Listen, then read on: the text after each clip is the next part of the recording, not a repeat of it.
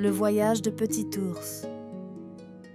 Première partie, la forêt enchantée. Il était une fois, dans une forêt aux 1000 couleurs, un petit ours brun nommé Théo. Théo vivait avec sa famille dans une jolie caverne décorée de pierres scintillantes et de fleurs sauvages. Chaque soir, avant de s'endormir, Petit ours regardait par la fenêtre et contemplait les étoiles qui brillaient dans le ciel nocturne. Un jour, se disait-il, j'irai voir ce qui se cache au-delà des montagnes bleues. La forêt où vivait Théo était connue de tous comme la forêt enchantée. Les arbres y chuchotaient des secrets quand le vent soufflait entre leurs branches. Les fleurs changeaient de couleur selon l'humeur de la lune. Et les ruisseaux chantaient des mélodies que seuls les animaux pouvaient comprendre. Un matin, alors que le soleil se levait à peine, Théo fut réveillé par un bruit étrange. C'était comme une petite musique cristalline qui résonnait dans l'air frais du matin. Curieux, il se leva doucement pour ne pas réveiller ses parents et sortit de la caverne. La musique semblait venir d'un buisson de baies rouges.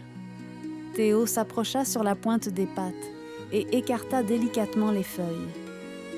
À sa grande surprise, il découvrit une petite fée aux ailes transparentes qui scintillaient comme des gouttes de rosée au soleil.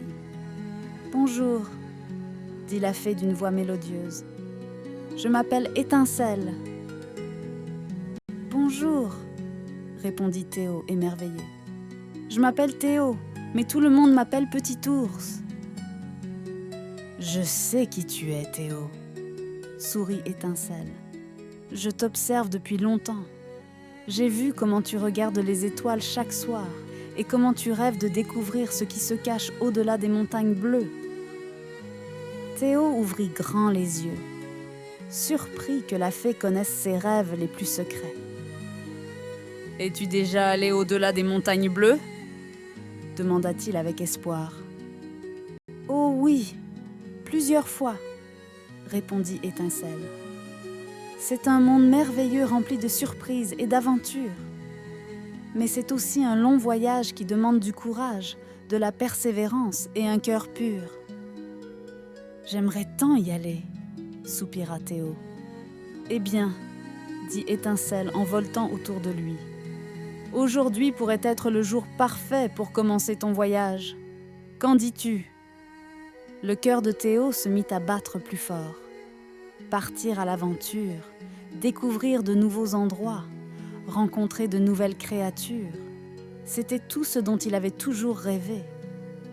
Mais en même temps, il pensa à ses parents qui dormaient encore dans la caverne. « Mes parents vont s'inquiéter si je pars sans rien dire, » dit-il tristement. « Tu as raison, » acquiesça Étincelle. Un aventurier responsable prévient toujours ceux qu'il aime avant de partir en voyage. Retourne à la caverne, prépare un petit sac avec tout ce dont tu auras besoin et dis au revoir à tes parents. Je t'attendrai ici. Théo hocha la tête et retourna rapidement à la caverne. Ses parents étaient réveillés et préparaient le petit déjeuner. « Bonjour mon petit ourson », dit sa maman en l'embrassant sur le front. « Tu t'es levé bientôt aujourd'hui. » Théo leur raconta sa rencontre avec Étincelle et son désir de partir à l'aventure au-delà des montagnes bleues. À sa grande surprise, ses parents échangèrent un regard complice. « Nous savions que ce jour viendrait, » dit son papa en posant une patte sur son épaule. « Tu as toujours eu l'esprit d'aventure, comme moi quand j'étais jeune. »« Vous n'êtes pas fâché ?» demanda Théo étonné. « Non, mon chéri, » sourit sa maman. « Nous sommes fiers de toi, mais promets-nous de faire attention et de revenir nous raconter toutes tes aventures. » Théo promit, le cœur rempli de joie et d'excitation. Il prépara son sac avec quelques pots de miel, une couverture douce, sa petite lanterne pour la nuit et son carnet de dessins pour immortaliser tout ce qu'il allait découvrir. Après avoir embrassé ses parents une dernière fois, il retourna auprès d'Étincelle, qui l'attendait patiemment. Je suis prêt, annonça-t-il fièrement. Parfait, dit Étincelle en se posant sur son épaule. Notre première destination sera le lac des miroirs, où nous devrons résoudre une énigme pour obtenir une carte magique qui nous guidera. Et c'est ainsi que Théo et Étincelle commencèrent leur grand voyage. Ils marchèrent toute la matinée à travers la forêt enchantée, suivant des sentiers que Théo n'avait jamais explorés auparavant. Étincelle lui racontait des histoires merveilleuses sur les créatures qui habitaient les différentes régions qu'ils allèrent traverser. Au milieu de la journée, ils s'arrêtèrent près d'un ruisseau pour se reposer et manger quelques baies et un peu de miel. « Dis-moi, Étincelle » demanda Théo en léchant le miel qui coulait sur ses pattes. « Pourquoi m'as-tu choisi pour cette aventure ?» La petite fée, qui se baignait dans une fleur remplie d'eau de pluie, le regarda avec ses yeux brillants. « Je ne t'ai pas choisi, Théo. C'est ton cœur qui a appelé l'aventure, et l'aventure a répondu. Je ne suis que le messager. » Théo réfléchit à ces paroles tout en observant les poissons argentés qui nageaient dans le ruisseau. Après leur repas, ils reprirent leur chemin. L'après-midi était bien avancé quand ils arrivèrent devant un énorme arbre dont le tronc était si large que 10 ours adultes, pattes tendues, n'auraient pas pu l'entourer. Ses branches s'élevaient si haut qu'elles semblaient toucher les nuages. « Voici le grand chêne », dit Étincelle avec respect.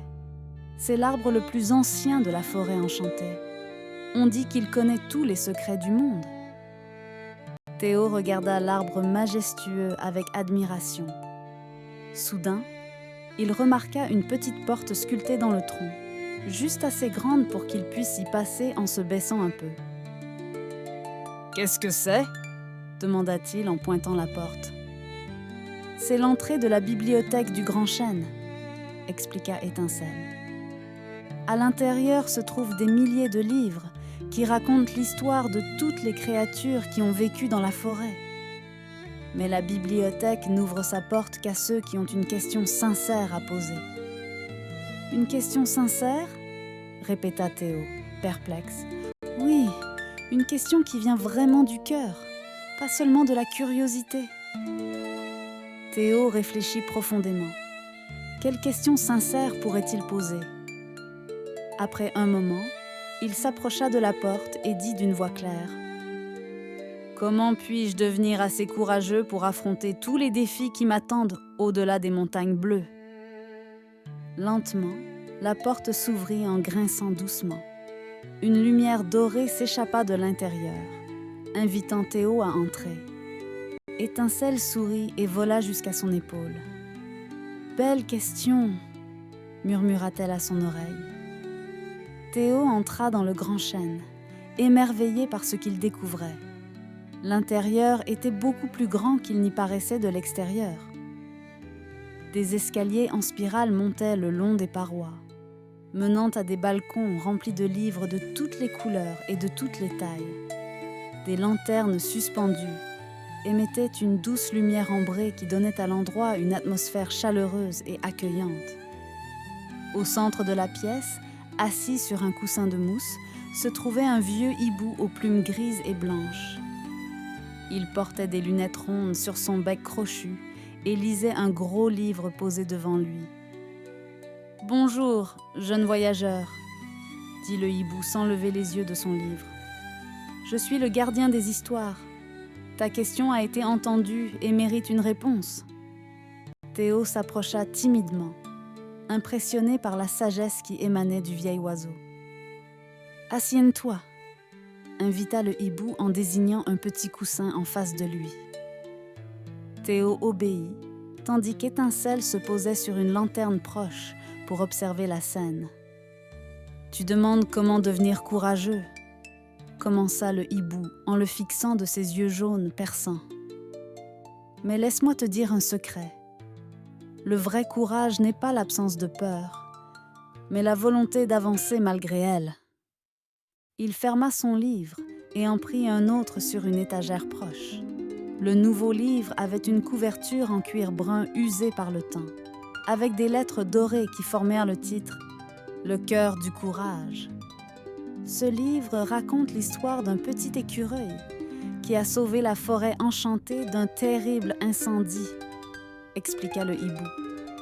Il n'était pas plus grand ou plus fort que les autres, mais il a écouté son cœur et a fait ce qui était juste, même quand tous les autres fuyaient. Il tendit le livre à Théo, qui le prit délicatement entre ses pattes. « Lis cette histoire ce soir avant de t'endormir. Elle te montrera que le courage est déjà en toi, attendant simplement d'être découvert quand tu en auras besoin. » Théo remercia le hibou et rangea précieusement le livre dans son sac. « Maintenant, » continua le gardien des histoires, « pour t'aider dans ton voyage, je vais te donner 3 conseils. Écoute attentivement, car ils te seront utiles quand tu feras face aux défis qui t'attendent. » Théo se pencha en avant, impatient d'entendre les conseils du sage hibou. Premier conseil, fais confiance à ton intuition. Ton cœur sait souvent la vérité avant que ton esprit ne la comprenne. Deuxième conseil, la gentillesse est une force, pas une faiblesse. Un acte de bonté peut ouvrir des portes que la force ne pourra jamais enfoncer. Troisième conseil, n'oublie jamais d'où tu viens. Tes racines te donneront la force dont tu as besoin quand les vents souffleront fort. Théo répéta les 3 conseils dans sa tête pour être sûr de s'en souvenir. « Merci, gardien des histoires », dit-il avec gratitude. Le vieux hibou incline légèrement la tête. « Ce fut un plaisir de te rencontrer, jeune Théo. Maintenant, le jour touche à sa fin et vous devriez trouver un abri pour la nuit. Le lac des Miroirs est encore à une demi-journée de marche. » Théo et Étincelle prirent un congé du hibou et sortirent du grand chêne. Dehors, le soleil commençait à décliner, teintant le ciel de rose et d'orange. « Nous devrions trouver un endroit pour passer la nuit, » suggéra Étincelle. Ils marchèrent encore un peu jusqu'à trouver un petit creux sous les racines d'un saule pleureur. Théo arrangea sa couverture pour en faire un lit confortable, sortit sa lanterne et l'alluma. La petite flamme dansait joyeusement, projetant des ombres douces sur les parois de leur abri. Étincelle se fit un petit nid dans les cheveux de Théo, confortable et au chaud. « Bonne nuit, petit ours » murmura-t-elle. « Demain, nous continuerons notre aventure. »« Bonne nuit, Étincelle » répondit Théo en bâillant. Avant de s'endormir, il sortit le livre que lui avait donné le hibou et commença à lire l'histoire du courageux écureuil. Les mots semblaient danser sur les pages, formant des images dans son esprit. Peu à peu, ses paupières devinrent lourdes et il s'endormit, le livre encore ouvert sur sa poitrine, rêvant déjà des aventures qui l'attendaient au lac des Miroirs. Deuxième partie, le lac des Miroirs. Le lendemain matin, Théo fut réveillé par le chant mélodieux des oiseaux. Les rayons du soleil filtraient à travers les branches du saule pleureur, créant des motifs dansants sur le sol. Étincelle voltait déjà autour de lui, ses ailes scintillant dans la lumière matinale. « Bonjour, petit ours » dit-elle joyeusement. « As-tu bien dormi ?» Théo s'étira longuement et se frotta les yeux. « Très bien » répondit-il avec un sourire.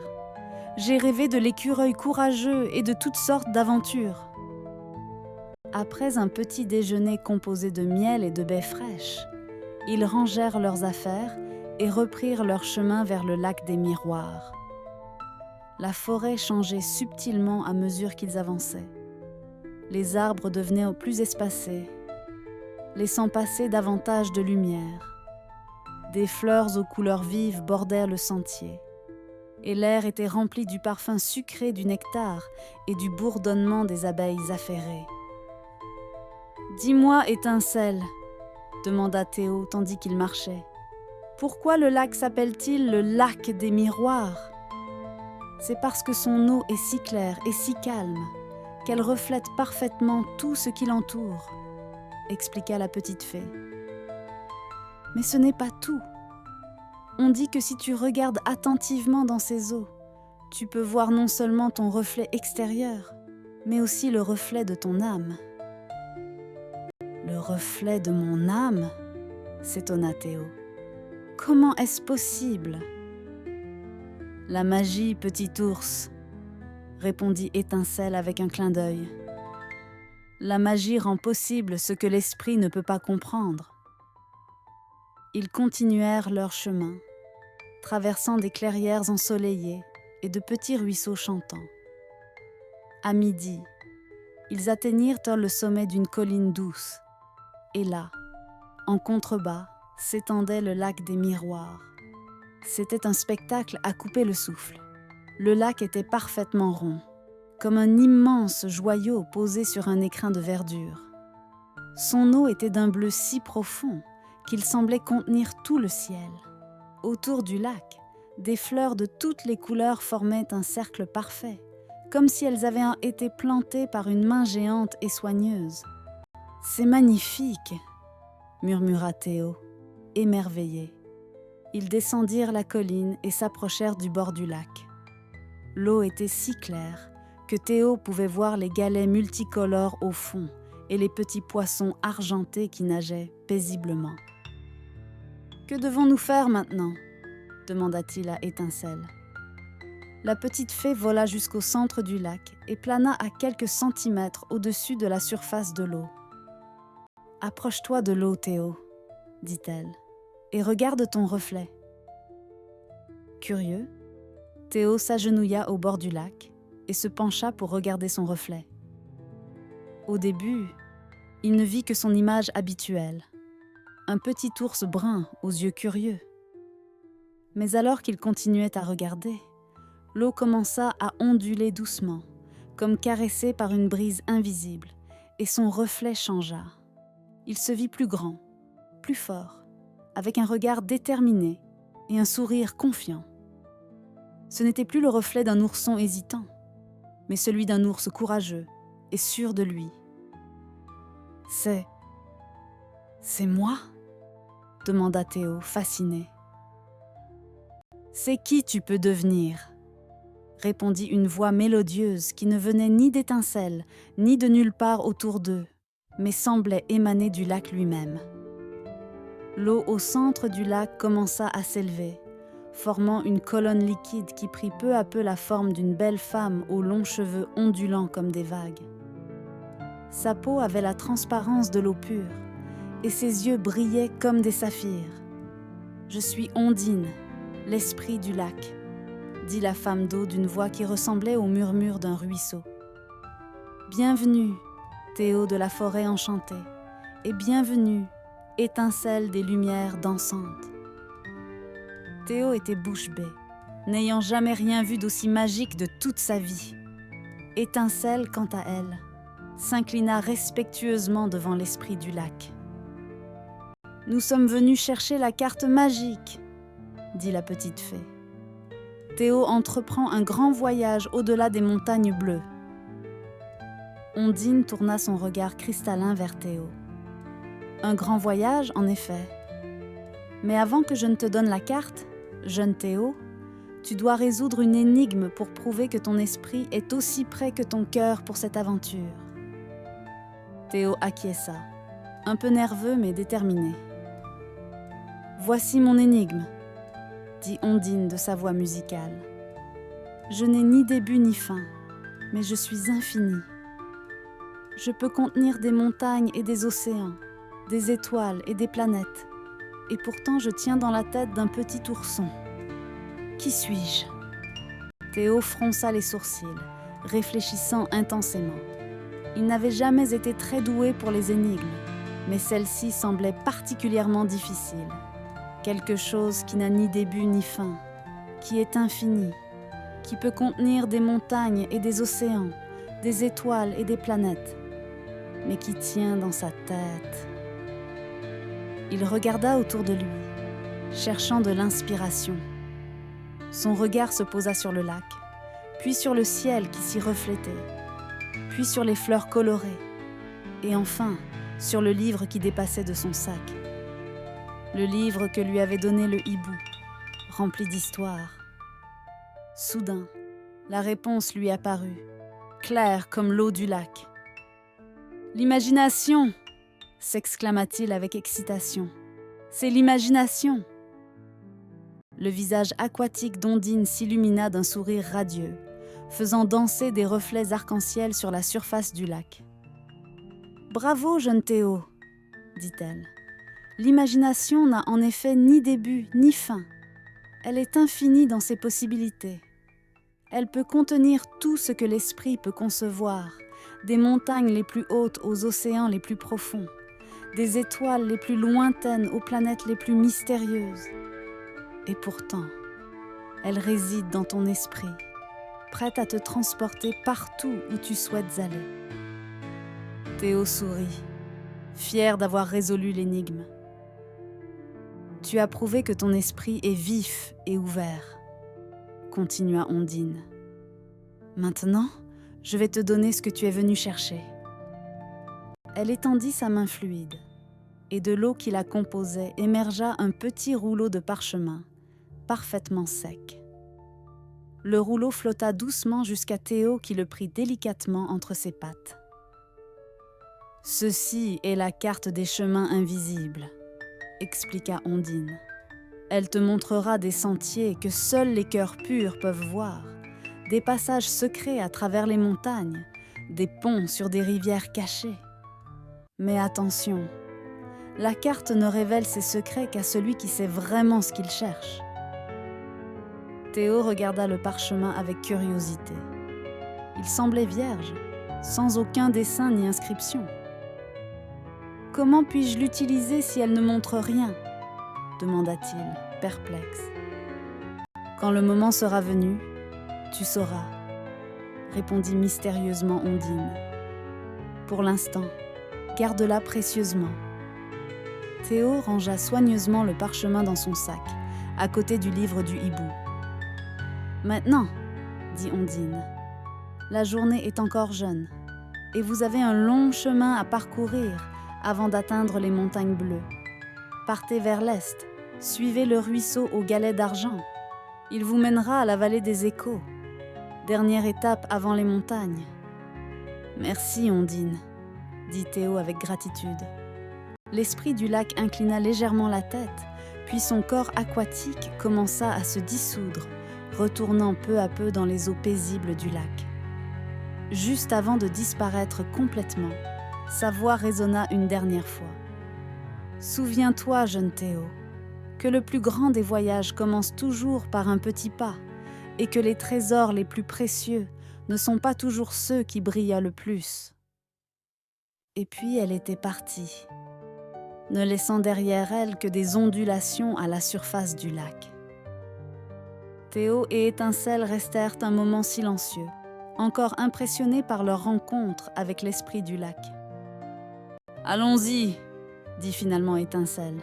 « Le ruisseau au galet d'argent n'est pas loin. Je peux entendre son chant d'ici. » Ils contournèrent le lac et trouvèrent rapidement le ruisseau dont avait parlé Ondine. Comme son nom l'indiquait, son lit était parsemé de galets qui brillaient comme de l'argent sous le soleil de midi. Ils suivirent le cours d'eau qui serpentait joyeusement à travers la forêt, se faufilant entre les arbres et les rochers, formant parfois de petites cascades écumeuses. Le voyage était agréable, la journée était belle, et Théo se sentait plein d'énergie et d'enthousiasme. Vers le milieu de l'après-midi, alors qu'il s'était arrêté pour boire un peu d'eau fraîche, Étincelle remarqua quelque chose d'étrange. « Écoute, » dit-elle en penchant la tête sur le côté. Théo tendit l'oreille.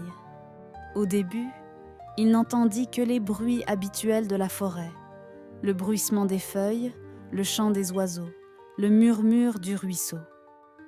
Mais en se concentrant davantage, il perçut un son différent, comme un faible appel à l'aide. « Quelqu'un a besoin d'aide !» s'exclama-t-il, alarmé. Ils quittèrent le bord du ruisseau et s'enfoncèrent dans les sous-bois, guidés par les cris de détresse qui devenaient de plus en plus clairs. Bientôt, ils arrivèrent dans une petite clairière où ils découvrirent la source des appels. Un jeune cerf était allongé sur le sol, une de ses pattes arrière coincée dans un trou étroit. Il se débattait faiblement, épuisé par ses efforts pour se libérer. « Ne t'inquiète pas », dit doucement Théo en s'approchant lentement pour ne pas effrayer l'animal. « Nous sommes là pour t'aider. » Le cerf le regarda avec de grands yeux effrayés, mais se calma un peu en voyant Étincelle qui voltait paisiblement au-dessus de l'épaule de Théo. « Ma patte est coincée », expliqua le cerf d'une voix tremblante. « Je poursuivais un papillon et je n'ai pas vu le trou. Plus je tire, plus ça fait mal. »« Ne bouge plus, » conseilla Théo. « Je vais essayer de t'aider. » Il examina attentivement la situation. La patte du cerf était bien enfoncée dans un trou étroit qui semblait être l'entrée d'un ancien terrier. La terre autour était dure et compacte. « Il faut élargir le trou, » dit Théo à Étincelle. « Mais je n'ai rien pour creuser. »« Attends, » dit la petite fée. « J'ai une idée. » Elle vola rapidement jusqu'au ruisseau et revint quelques instants plus tard, suivie par une troupe de petits êtres étranges. Ils ressemblaient à des taupes miniatures, avec des mains en forme de pelle et des lunettes qui brillaient dans la pénombre. « Voici les creuseurs, » présenta Étincelle. « Ce sont les meilleurs mineurs de toute la forêt enchantée.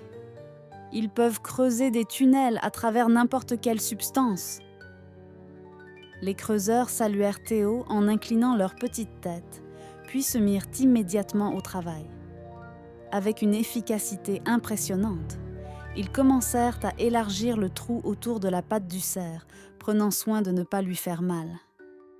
La terre volait dans tous les sens tandis qu'ils creusaient, formant un petit monticule à côté du trou.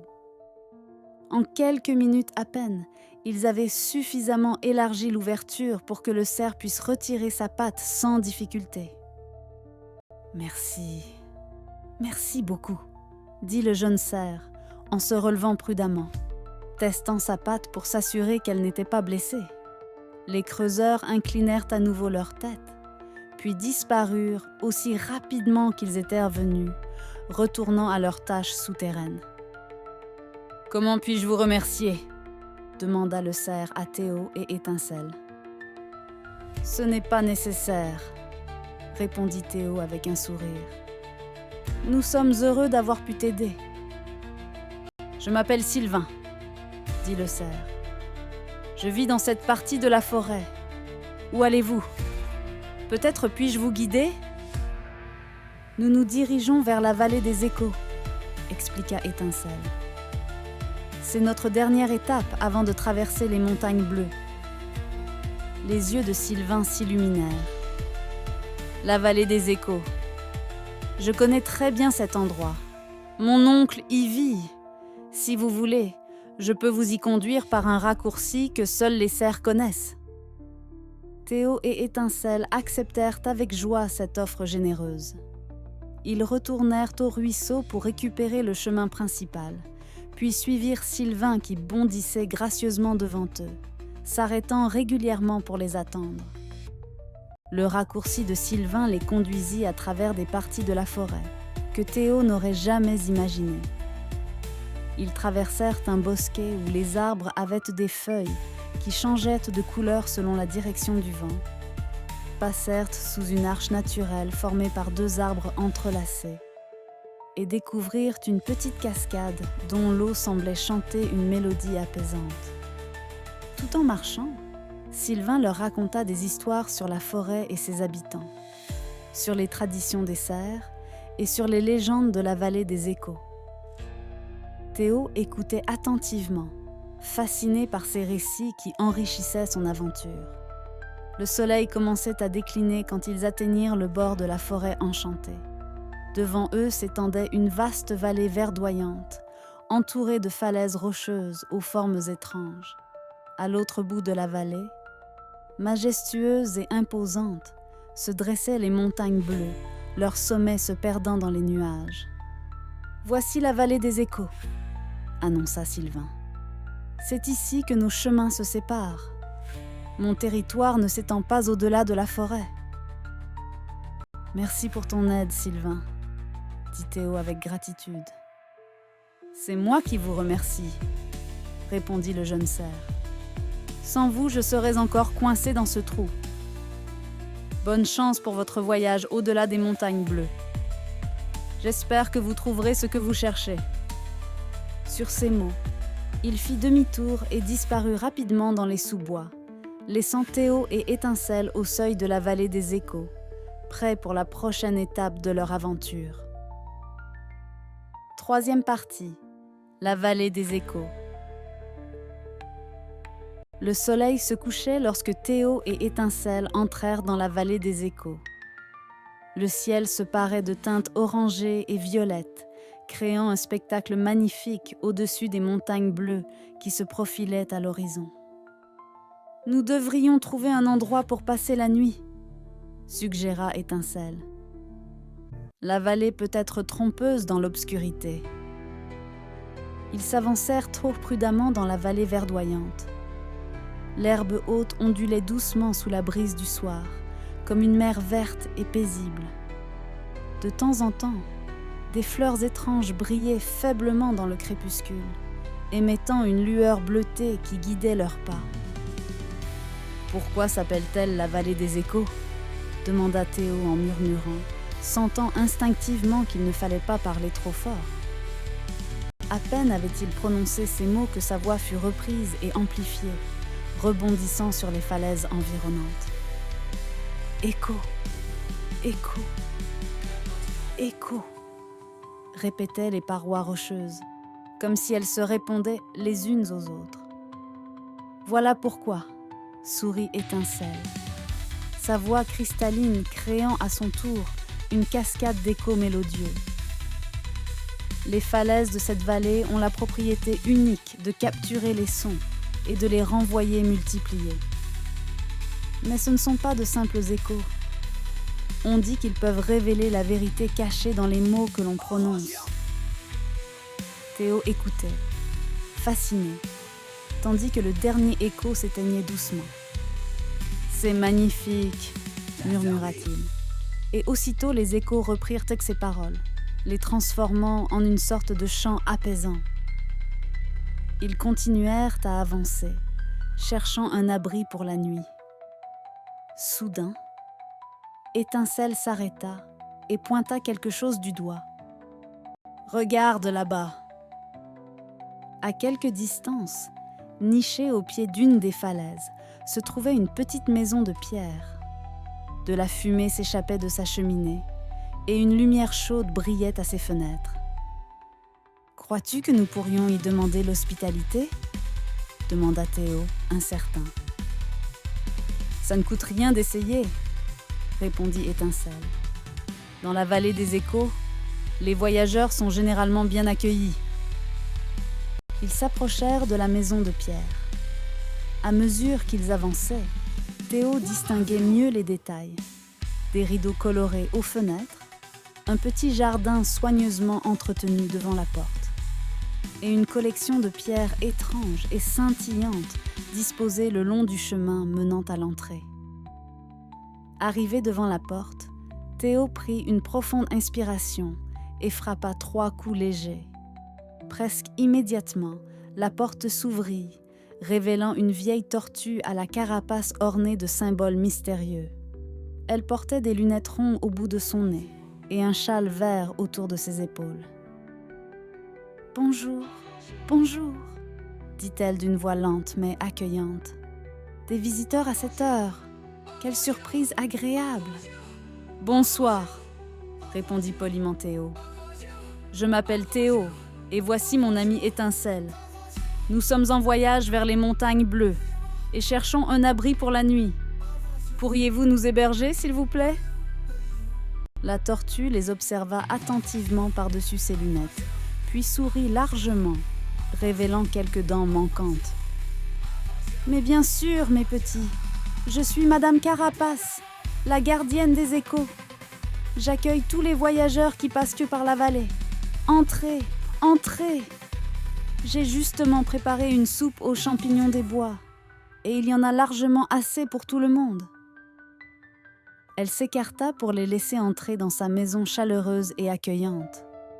L'intérieur était aussi charmant que l'extérieur. Des meubles en bois poli, des étagères remplies de livres et de petits objets curieux, et un feu crépitant dans la cheminée qui réchauffait agréablement la pièce. « Installez-vous, mes petits », invita Madame Carapace en désignant une table ronde au centre de la pièce. « Je vais vous servir un bol de soupe bien chaude et vous me raconterez votre voyage. » Théo et Étincelle s'installèrent confortablement, tandis que la tortue se déplaçait lentement, mais avec assurance vers une marmite fumante posée près du feu. Elle remplit 2 bols d'une soupe épaisse et odorante, en tendit un à Théo et posa l'autre sur la table pour Étincelle. « Merci beaucoup pour votre gentillesse, » dit Théo en humant avec délice le parfum de la soupe. « Oh, ce n'est rien, mon petit !» répondit Madame Carapace en s'asseyant avec eux. « La compagnie est rare dans la vallée, surtout ces temps-ci. Alors, dites-moi, qu'est-ce qui vous amène jusqu'aux montagnes bleues ?» Entre 2 cuillères de soupe délicieuse, Théo raconta leur aventure depuis sa rencontre avec Étincelle jusqu'à leur arrivée dans la vallée. Il parle du grand chêne et du vieux hibou, du lac des miroirs et d'Ondine, de la carte des chemins invisibles et de leur rencontre avec Sylvain le cerf. Madame Carapace écoutait attentivement, hochant parfois la tête ou murmurant des « pensifs. « Une quête admirable », dit-elle quand Théo eut terminé son récit. Peu d'habitants de la forêt enchantée osent s'aventurer au-delà des montagnes bleues, mais ceux qui le font reviennent toujours transformés, enrichis par des expériences qu'ils n'auraient jamais imaginées. Elle se leva lentement et se dirigea vers une des étagères. Après avoir cherché un moment parmi les objets qui s'y trouvaient, elle revint avec une petite boîte en bois sculpté. « J'ai moi-même fait ce voyage dans ma jeunesse, » confia-t-elle en ouvrant la boîte. « J'étais beaucoup plus rapide à l'époque, vous savez. » Elle en sortit un petit objet brillant qui ressemblait à une boussole, mais au lieu d'une aiguille pointant vers le nord, elle contenait une minuscule étoile scintillante qui semblait flotter librement. « Ceci est une étoile guide, » expliqua-t-elle en la tendant à Théo. « Elle m'a été donnée par un vieil ami de l'autre côté des montagnes. Elle ne pointe pas vers une direction précise, mais vers ce que votre cœur désire le plus. Elle pourrait vous être utile lors de votre voyage. » Théo prit délicatement l'étoile guide et l'observa avec fascination. La petite étoile à l'intérieur tournoyait doucement, émettant une lueur douce et rassurante. « Merci infiniment, » dit-il avec émotion. « Je la garderai précieusement. »« Utilisez-la sagement, » conseilla Madame Carapace. « Parfois, ce que notre cœur désire n'est pas toujours ce dont nous avons besoin. » Après leur repas, la vieille tortue les conduisit à une petite chambre à l'étage où 2 lits douillets les attendaient. « Reposez-vous bien, » dit-elle en leur souhaitant bonne nuit. « Demain, je vous montrerai le meilleur chemin pour traverser les montagnes. » Cette nuit-là, Théo s'endormit rapidement, bercé par le murmure distant des échos qui semblaient chanter une berceuse dans la vallée. L'étoile guide était posée sur la table de chevet à côté de lui, sa douce lueur éclairant faiblement la pièce comme une veilleuse apaisante. Au matin, ils furent réveillés par l'odeur appétissante de pain frais et de miel chaud. Après un copieux petit déjeuner préparé par Madame Carapace, celle-ci les accompagna jusqu'à l'entrée d'un sentier à peine visible qui serpentait vers les montagnes bleues. Ce chemin est ancien mais sûr, expliqua la tortue. Il vous mènera jusqu'au col des vents, le seul passage praticable à travers les montagnes. Mais attention, le col est gardé par les gardiens des vents, de mystérieuses créatures qui n'autorisent le passage qu'à ceux qui peuvent répondre à leurs questions. Quelle sorte de questions ? S'inquiéta Théo. Des questions sur vous-même, répondit mystérieusement Madame Carapace. Des questions auxquelles seul votre cœur connaît les réponses. Elle leur donna un sac contenant des provisions pour leur voyage. Du pain, du fromage, des fruits secs et une gourde d'eau fraîche.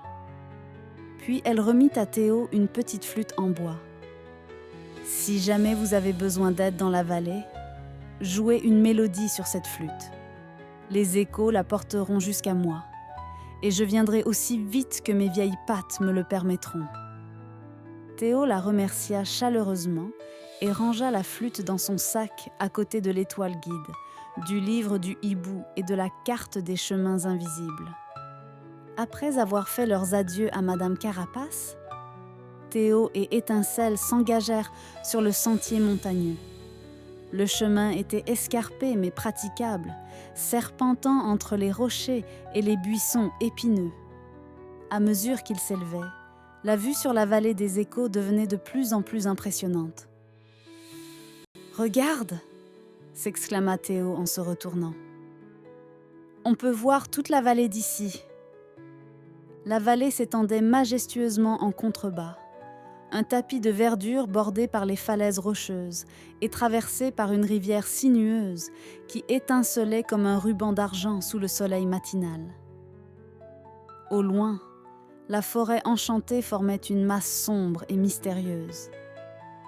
C'était la première fois que Théo voyait sa forêt natale de l'extérieur, et il réalisa à quel point elle était vaste et magnifique.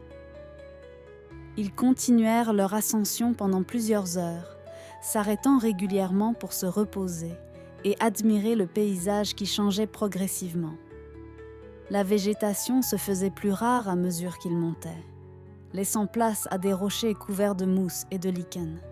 Vers le milieu de la journée, alors qu'ils s'étaient arrêtés pour manger un peu des provisions offertes par Madame Carapace, Théo sentit quelque chose bouger dans son sac. « Qu'est-ce que... » murmura-t-il en ouvrant son sac. À sa grande surprise, le parchemin qu'Ondine lui avait remis au lac des Miroirs brillait d'une lueur bleue pâle. Il le sortit délicatement et le déroula. « Étincelle, regarde !» s'exclama-t-il. « La carte des chemins invisibles !»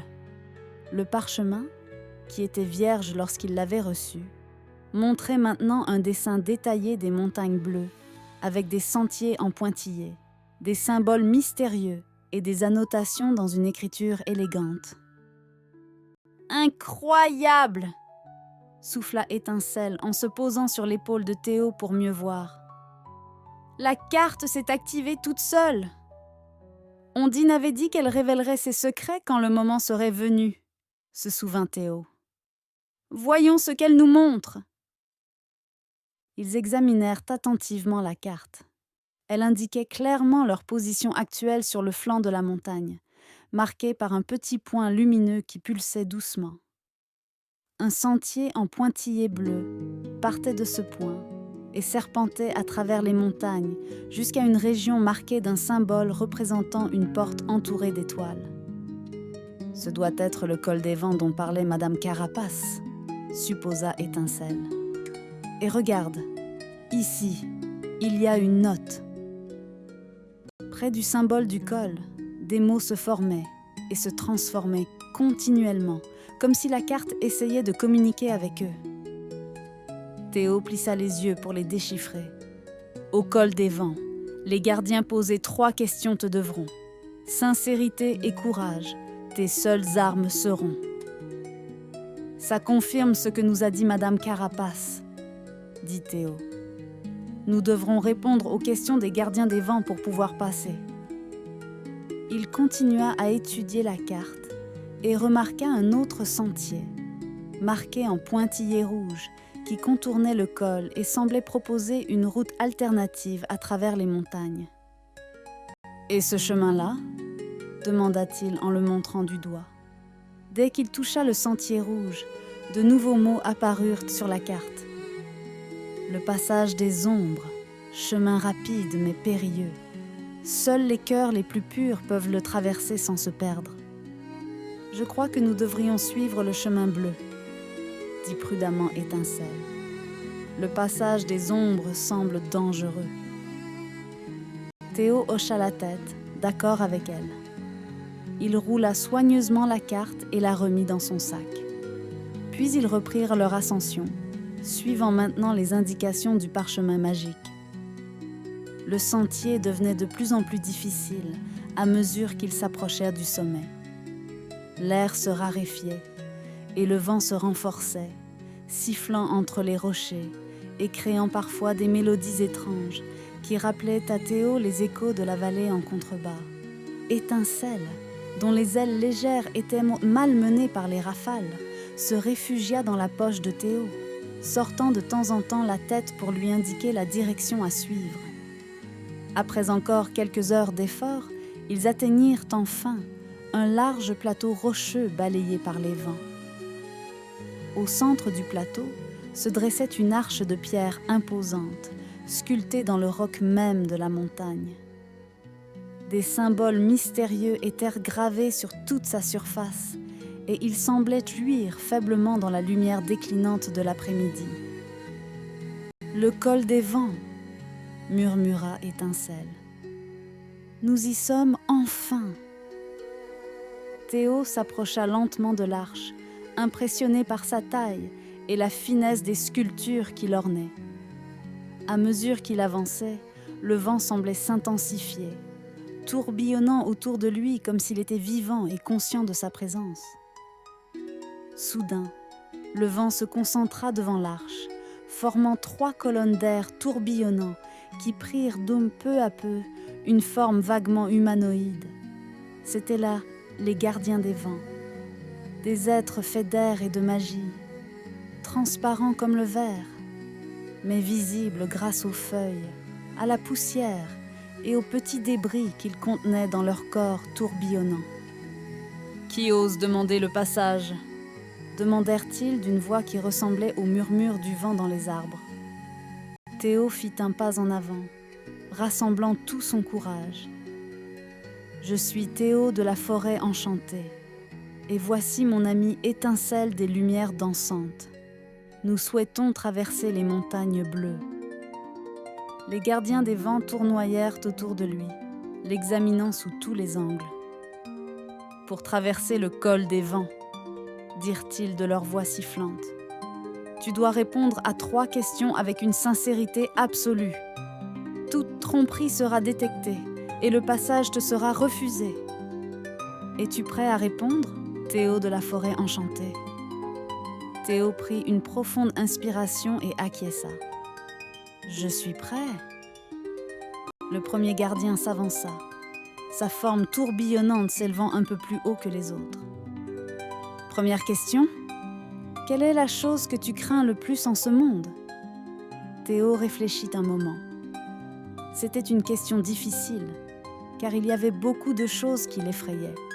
Les orages violents, les grands prédateurs, l'obscurité totale.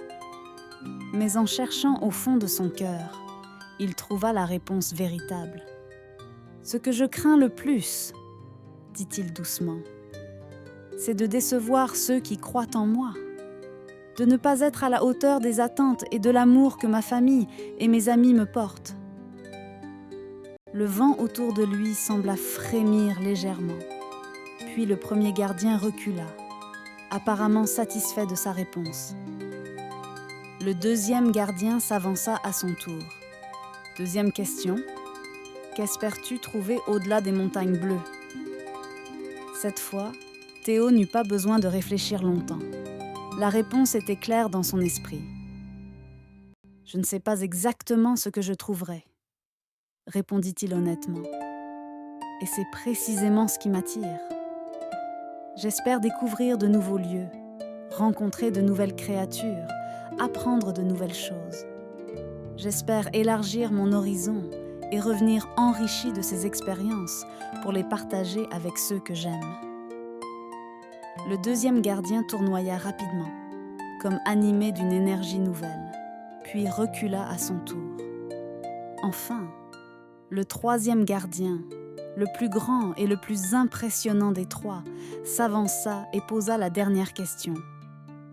Troisième et dernière question. Si tu devais choisir entre sauver ton ami le plus cher et accomplir le rêve de ta vie, que choisirais-tu? Théo sentit son cœur se serrer. C'était la question la plus difficile des trois, mais encore une fois, il chercha la réponse au plus profond de lui-même. « Je choisirais de sauver mon ami », dit-il sans hésitation. « Aucun rêve, aussi grand soit-il, ne vaut la vie d'un être cher. Les rêves peuvent être reportés ou modifiés, mais chaque vie est unique et irremplaçable. » Il sentit Étincelle serrer affectueusement son doigt depuis sa poche, visiblement ému par sa réponse. Les trois gardiens des vents se rassemblèrent, leurs formes tourbillonnantes se mêlant un instant en une colonne d'air unique qui s'éleva haut dans le ciel. Puis, ils se séparèrent à nouveau et s'adressèrent à Théo d'une seule voix. « Tes réponses te sont sincères. Théo de la forêt enchantée. Ton cœur est pur et tes intentions sont nobles. Le passage t'est accordé. Que les vents te soient favorables dans ton voyage au-delà des montagnes bleues. » Sur ces mots, les gardiens des vents se dissipèrent dans l'air, ne laissant derrière eux qu'une légère brise qui poussa doucement Théo vers l'arche de pierre.